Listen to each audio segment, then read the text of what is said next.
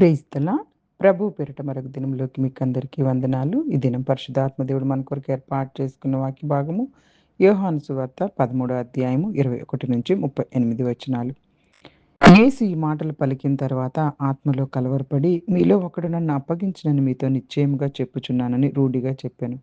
ఆయన ఎవని గురించి ఇలాగ చెప్పెనో అని శిష్యులు సందేహపడుచు ఒకరి తట్టు ఒకరు చూచుకొనుచుండగా, ఆయన శిష్యుల్లో యేసు ప్రేమించిన ఒకడు యేసు రొమ్మున ఆనుకొనుచుండెను గనుక, ఎవని గురించి ఆయన చెప్పెనో అది తమకు చెప్పవలెనని సీమోను పేతురు అతనికి సైగ చేసెను. అతడు యేసు రొమ్మున ఆనుకొనుచు, ప్రభువా వాడెవడని ఆయనను అడిగెను. అందుకు యేసు, నేను ఒక ముక్క ముంచి ఎవనికిచ్చెదనో వాడే అని చెప్పి, ఒక ముక్క ముంచి సీమోను కుమారుడగు ఇస్కరియోతు యూదాకిచ్చెను. వాడు ఆ ముక్క పుచ్చుకొనగానే సాతాను వానిలో ప్రవేశించెను. యేసు, నువ్వు చేయుచున్నది త్వరగా చేయమని వానితో చెప్పగా, ఆయన ఎందు నిమిత్తం అతనితో అలాగు చెప్పెనో అది భోజనం కూర్చుండిన వారిలో ఎవనికీ తెలియలేదు.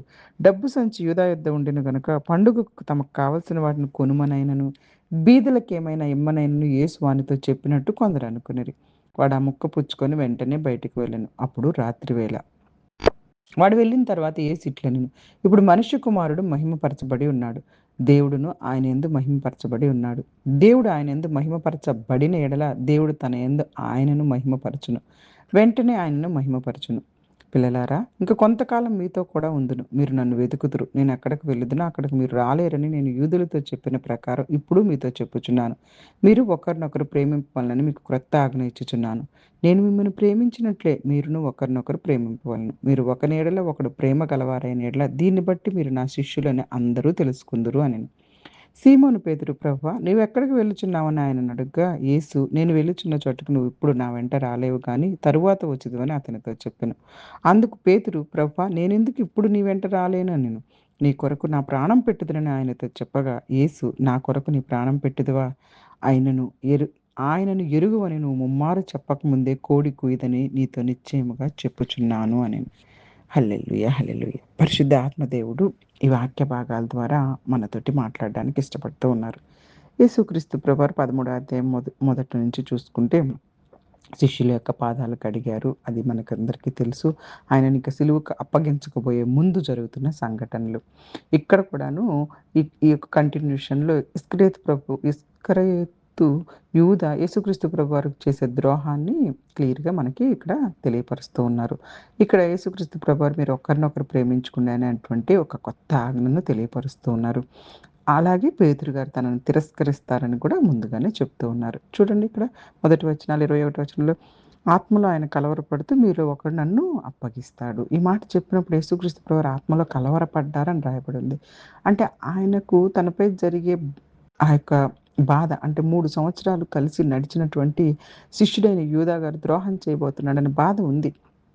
ఎందుకంటే యేసుక్రీస్తు ప్రభువారు సంపూర్ణ దేవుడు, సంపూర్ణ మానవుడు కూడా. ఆయనకు మన బాధలన్నీ అర్థం చేసుకుంటాడు. ఆయన మనలాగే అన్ని బాధలు పడ్డారు. కాబట్టి శిష్యులేమో ఒకరి ముఖం ఒకరు చూసుకొని యేసుక్రీస్తు ప్రభువారు ఏం మాట్లాడుతున్నారు ఏం అర్థం కావట్లా. ఇదేమో యూదా గారేమో తన ద్రోహాన్ని కప్పిపుచ్చుకోవడానికి నటిస్తున్నాడనమాట. ఈ ఇస్కరియోతు యూదా అసలు నేనేదో ద్రోహం చేసేవాడిని కాదన్నట్టు, అసలు ఈ మాటలో తనకేం తెలీదన్నట్టుగా. అదే యేసుక్రీస్తు ప్రభువారు మనందరికీ తెలుసు. మొదటి సమూయేలు గ్రంథం 16వ అధ్యాయం 7వ వచనంలో కూడా సౌలుని చూస్తూ మనుషులు బయట రూపాన్ని చూస్తారు గానీ దేవుడైతే హృదయాన్ని చూస్తారని. ఇక్కడ హృదయాన్ని చూస్తున్నారు దేవుడు. యేసుక్రీస్తు ప్రభువారు పక్కన ఆయన ప్రేమించిన శిష్యుడు అంటే యోహాను గారే. ఈ యొక్క పత్రిక రాస్తుంది యోహాను గారే.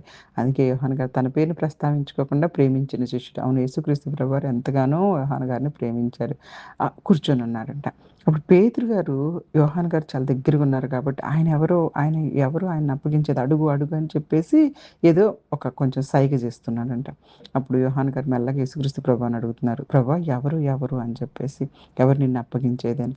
అప్పుడు యేసుక్రీస్తు ప్రభువారు ఇంకా ఏం చెప్పకుండా నేను ముద్దను ముంచి ఎవరికిస్తానో వాళ్ళే అంటున్నారు. ఆ ముద్ద ఏమో యూదాకిచ్చారు. యాక్చువల్‌గా అయితే ఆ కాలాల్లో భోజన టైంలో ప్రత్యేక ముద్ద ఎవరికైనా ఫస్ట్ ఇచ్చారంటే అదొక గౌరవం, అదొక స్నేహానికి గుర్తు. అందుకని వారికి ఇతను ద్రోహం చేస్తాడు కాబట్టి ఇట్లా చేస్తున్నారని అస్సలు ఆలోచన చేయలేకపోయారు. అదో గౌరవంగా అతనికిస్తున్నారు, స్నేహంగా ఇస్తున్నారు అనుకుంటున్నారు. ద్రోహం చేయబోయే వ్యక్తిని కూడాను ప్రేమించటం, గౌరవించటం, స్నేహంతో ఉండటం అనేది యేసుక్రీస్తు ప్రభువారు మనకి నేర్పించేటటువంటి ఒక గొప్ప లక్షణం. ఆ లక్షణం క్రైస్తవ జీవితంలో మనం అవలంబిస్తే అసలు ఈ లోకంలో పగలు, కక్ష ఏముండవు. చివరి క్షణం వరకు కూడా యేసుక్రీస్తు ప్రభువారు యూదా గారికి మారటానికే అవకాశం ఇచ్చారు. కానీ ఆ ముద్ద తీసుకున్న తర్వాత అతనిలో ఇంకా సాతాను ప్రవేశించింది. "నువ్వు చేయబోయేది త్వరగా చెయ్యి" అని యేసుక్రీస్తు ప్రభువారు చెప్తున్నారు. అంటే ఇక్కడేదో యేసుక్రీస్తు ప్రభువారు ద్రోహం త్వరగా చెయ్యి అని అనటం లేదు కానీ, ఆయన రక్షణ ప్రణాళికకు సమయం వచ్చిందన్న విషయం మనందరికీ తెలుసు. ఇక్కడ అప్పుడు రాత్రి వేళ అని రాయబడిందండి వాక్య భాగంలో. ఇది అంటే రాత్రి వేళ అంటే ఇస్కరియోతు యూదా వెలుగైన క్రీస్తు ప్రభువుని విడిచిపెట్టి ఆత్మీయ చీకట్లోకి వెళ్ళిపోతున్నారని చెప్పడానికే రాత్రి వేళ అని ప్రత్యేకంగా తెలియపరుస్తున్నారు. మనం కూడా పాప జీవితంలోకి వెళ్ళిపోతున్నామంటే చీకట్లోకి వెళ్ళిపోతున్నాం. చాలా జాగ్రత్తగా ఉండాలి. యేసుక్రీస్తు ప్రభువు యూదా వెళ్ళిన తర్వాత ఇలా అంటున్నారు. ఇప్పుడు మనుష్య కుమారుడు మహిమపరచబడెను అంటే మనుషుల దృష్టిలో ఆ దినాలలోనే సిలువ చాలా అవమానకరమైనటువంటి శిక్ష.